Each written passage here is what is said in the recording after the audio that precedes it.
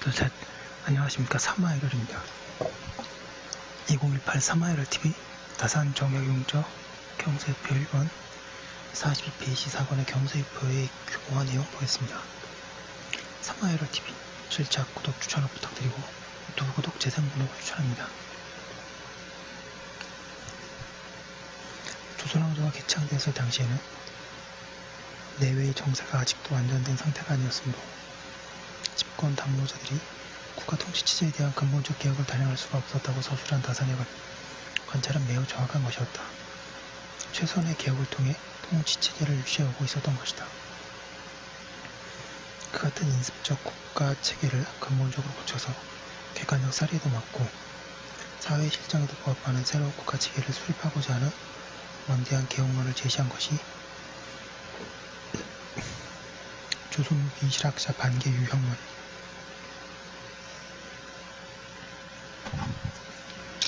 43페이지. 이 반개 수록이 아마도 처음이 아니었나 한다. 다산이 경세표를 제작하게 된 내력을 말하면서도 이 반개 수록을 직접 언급하였다.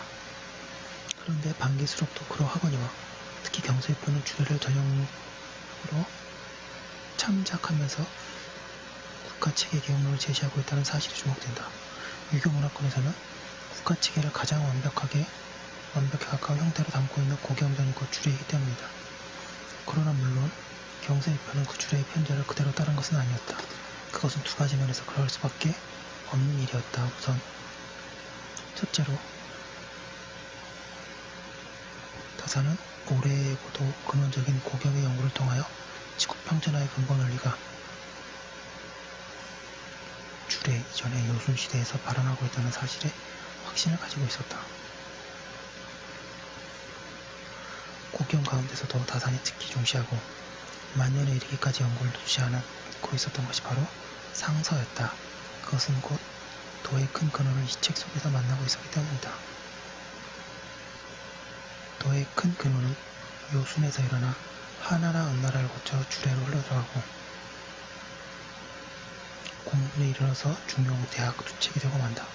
상서의 유전을 읽으면서 이 큰 근원을 만나니 이에 크게 숨쉬고 흐느끼게 된다. 이는 곧 왕정의 인형의 원형이 요순에서 발현한 것이었다는 전제 위에 다산의 개혁론이 입각하고 있다는 사실을 전해주는 대목이다. 가령 그는 앞에서 모든 개혁을 추진할 원동력을 왕권에서 구하고 있는데 그 왕권의 성격에 관한 고찰에서도 역시 주례의 경우보다 원형적, 이면적으로서의 요순의 경우를 제시하고 있었다. 내가 보건대 임금의 직사를 떨쳐 일으키기에 분발하여 천하 사람들을 44페이지 항상 덜글고 바쁘게 역사시키기가 요순이며 또한 치밀하고 엄목함으로 천하 사람이 항상 조심하고 두려워하며 일찍이 한 오락에 거짓도 못하게 이끌어간 이도 요순이었다. 천하의 요순보다 부지런한 이가 없었건만은 하는 일이 없었다고 속이고 천하의 요순보다 치밀한 이가 없었건만은 엉성하고 우월하다고 속여왔다. 여기에 천의 운행은 굳건하다고 하였다. 밝고 밝은 요순이 천으로 더불어 함께 굳건하여 일찍이 잠깐의 죽기도 갖지 못하였고 직, 개, 고려 등도 맹렬하게 분발하여 왕의 고갱이목 노릇을 다하였다. 나아가 다산은 특히 주례에도 그 전형이 명시되어 있지 않은 가령 전, 부의 제도 같은 것의 원형이 기술되고 생각한 상서의 경우를 더 근원적으로 탐구하여 소술하고 있다.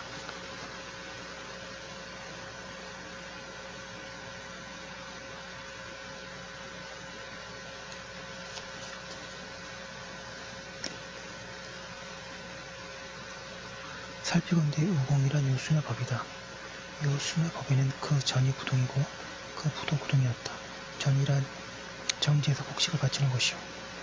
부란 부가에서 제부를 거두는 것이다. 주례의 대사도가 구동으로서 천하의 지정을 마련하고 그 등으로서 천하의 제부를 거두었으니 지정이란 우공에서 말한 전이요 제부란 우공에서 말한 부인 것이니 한 전과 한 부를 병의시켜 나라 경영의 근간으로 삼고 임금이 백성 어거하는 권한으로 삼았다. 그런데 진나라의 예로 전쟁이 흩어도 현장을 밝힐 수가 없이 되었다. 즉 다산은 어디까지나 요순시대의 지도가 남아있다고 하는 상서 우공편을 이념적 근거로 하고 주례의 전, 부를 고찰하며 서술하고 있었던 것이다. 그것은 상서에 나타난 왕정의 이념적 단편들을 다산의 경세유표에 45페이지 기회 있을 때마다 서술되어 있다. 그는 왕정의 서술을 도의 큰 근원에서부터 시작하여 방편을 쓰고 있었던 것이다. 그런데 역시 왕정이 제도적으로 국되어 있는 전형적인 고경은 주례였다. 하나라의 예가 모두 다 훌륭하지는 못하였으므로 온 나라가 그것을 따르면서도 덜어내고 더한 바가 있었으며 온 나라의 예가 모두 다 훌륭하지는 못하였으므로 주나라가 그것을 따르면서도 또한 덜어내고 더한 것도 있었다. 그런데 전장 국토가 주나라에 이르러 크게 고비되어 진선, 진미,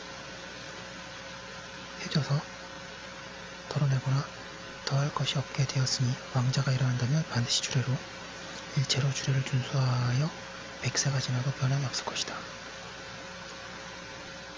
주례는 역시 고인으로도 믿지 않는 사람이 많았으나 모두 천학이었습니다. 왕한석은 비록 믿는 편이었지만 그 이면을 깊이 알지는 못하였습니다. 오직 주자는 알고 믿었습니다. 그러나 정연의 주는 10의 6실은 틀린 것인데도 선유는 정연까지 아울러 믿고 있었으니 이것이 안쓰러울 일입니다. 제가 만약 병 없이 오래 살게 된다면 주례 전체를 주석하고 싶지만 아티미스 같은 목숨이 언제 죽을지 모르니 감히 뜻을 내지 못하겠습니다. 그러나 진실로 3대의 지세를 회복하고자 한다면 이 책 아니고서는 착수할 수가 없습니다. 요유당 전서. 그래서 나라를 경영하는 모든 제도에 대하여 현재의 의용에 부여받은 역시 기본 골격을 세우고 묘목을 베풀어 그것으로서 우리 국왕을 새롭게 해보겠다는 계획 아래 착수한 국가 측의 전반적 계획안으로서의 경세유표가 주례를 전용으로 하게 되었으면 필연적인 일이었다. 가령 그는 현재의 법을 토대로 하여 우리 백성을 다스려 보고자 저술한 46페이지 웅민심서에서는 치국의 분야를 현실의 육조직제를 그대로 따라 서술하는 방식을 취하였으나 경세유표에서는 편문부터 주례를 크게 참작하는 방식으로 저작하였다. 쉽게 도표하면 다음과 같다. 2호의 병형공의 육전이죠. 그래서 경세유표는 가령 관직의 설치를 말하는 초도에서부터 주례 육전을 소속한 기간이 각기 60이니 주례는 천자의 예인데 우리나라는 제후군이 제도를 음식이 작게 만들어야 한다. 그래서 옛 법전을 상고하고 각기 그 유에 따라 6조에 나누어 소속해야 하였다. 6조의 소속기간이 각기 20이니 구수가 모두 120이다. 또한 천지도수의 형상인 것이다 라고 하여 기본적으로 주례를 전제로 하면서 각 국가기관과 그 기능을 분류 설명하고 있다. 또 가령 각급 학교 교육의 시관 호조의 분할로 소속시킨 것도 주례를 기준으로 재편한 사례이다. 왕정을 욕하자면 일체로 주례를 준수하지 않을 수가 없다는 입장에 서 있었기 때문이다. 그러나 물론 다산은 현실을 무시하고서 주례를 더욱 우선적으로 기준 삼지는 않았다. 우선 주례에는 천관청제가 모든 관료를 통솔하는 최고 정무기구로 되었으나 경세유표는 당시 조선의 현실에 따라 양정이하로 구성되는 이 정무를 최고 정무기구로 두고 이조해야 모든 국가기관들을 통솔하게 하였다. 또 가령 권한을 선발하는 과거 같은 제도는 주례에는 전혀 없는 것이었다. 요순 3대의 선거는 추천 47페이지 제도였던 것이다. 그리고 조선 후기 과거 제도는 모든 실학자가 그 악배를 지적하듯이 실로 전면적 계약을 요하는 말속으로 운영되고 있었다. 그런데 경세유표는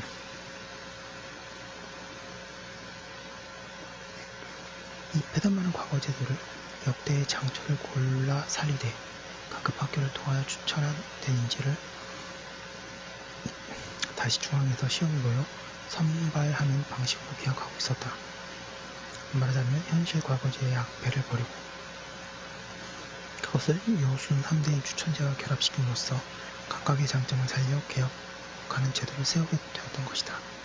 그리고 가령 실학자로서의 면모답게 새로 개발된 중국의 선진 산업기술을 도입하는 이윤감을 개설하여 부국강경을 도모하도록 해둔 것도 다산이 경세유표에서 창안한 제도의 하나였다.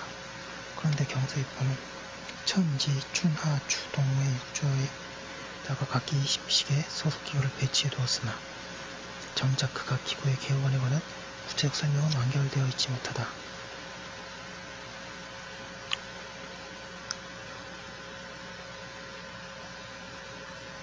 즉, 이 책의 제1권은 청관 2조와 지관 5조 및 춘관 예조의 소속기구를, 제2권은 하관 병조와 주관 영조 및 동관 공조의 소속기구를 배치, 설명해 두고 있다. 그리고 제3, 4권은 천관 수제라고 하여 2조 각 기구의 운영에 관한 개혁안을 설명해 두었다. 그리고 5부터 13권은 지관 수제라고 하여 정돈제를 중심으로 하는 전제개혁과 그 역사적 물에 부공제도, 창문제도, 호적제도에 관한 개혁안을 말한 것으로서 이 책 전체의 압도적 비중을 점하고 있다. 제14권은 균역 3억을 논한 것이다. 그리고 제15권은 문관 등용의 선거제도를 말해둔 춘관수제와 무관 및 진보제도를 논하는 하관수제로 충당하고 있다. 내체 예조와 병조에 해당하는 춘하관제도 개혁안에 너무나 소락할 뿐 아니라 특히 형조 및 공조의 개혁안에 해당하는 주관수제와 동관수제에 관한 설명은 전혀 결하고 있는 것이다. 그런데 경세일보의 저작을 일단락한 뒤에 거의 20년의 세월을 살면서도 다사는 그 결한 부분을 보충하여 완결하지 않았다.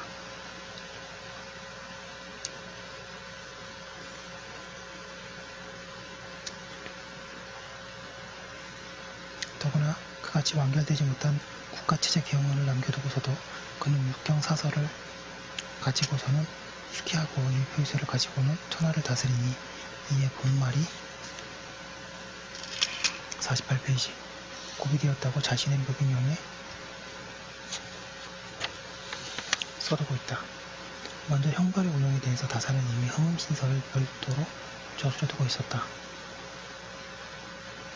아마도 다사는 주관수제와 동관수제를 그 기구 배치를 말해둔 하관병조와 동관동조의 설명으로 다소는 대신하고 있었던 것으로 이해된다.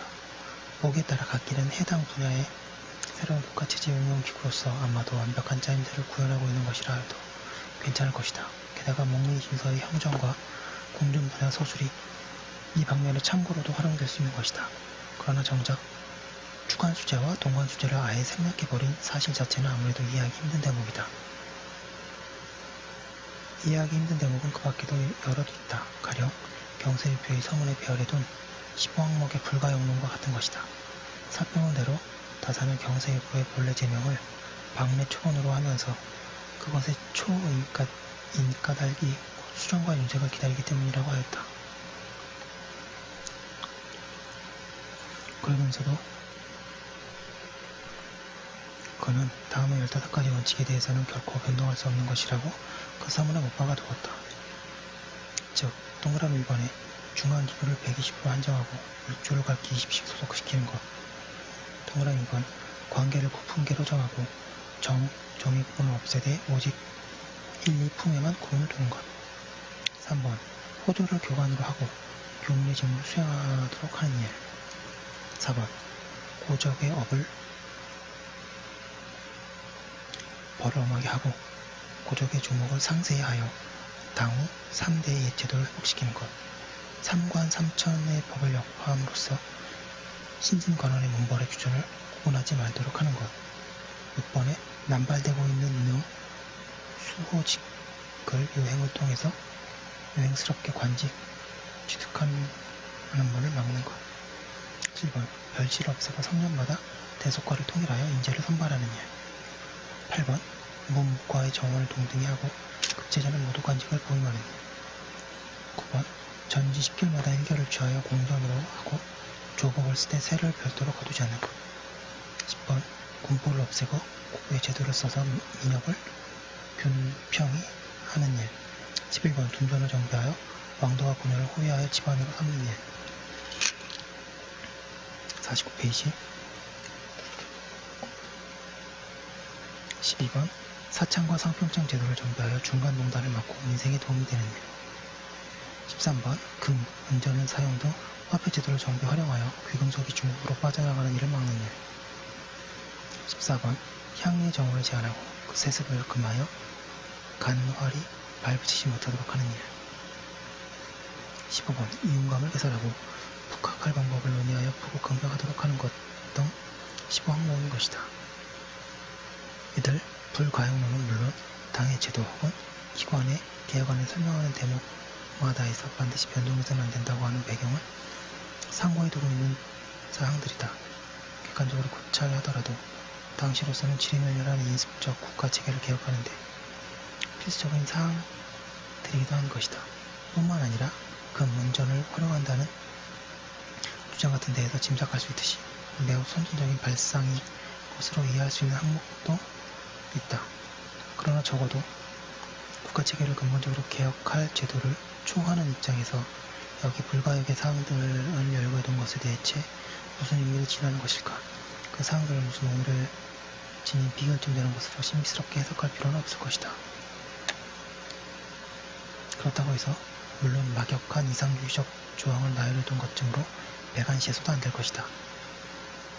다산이라고 하는 거대한 학인은 자기 시대의 사회를 온갖 정성을 다하여 개혁해보려고 일평생을 노력하고 있었다는 사실을 인정한다면 우리는 그 같은 불가용론을 한 번쯤 다시 생각해볼 필요가 있는 것이다.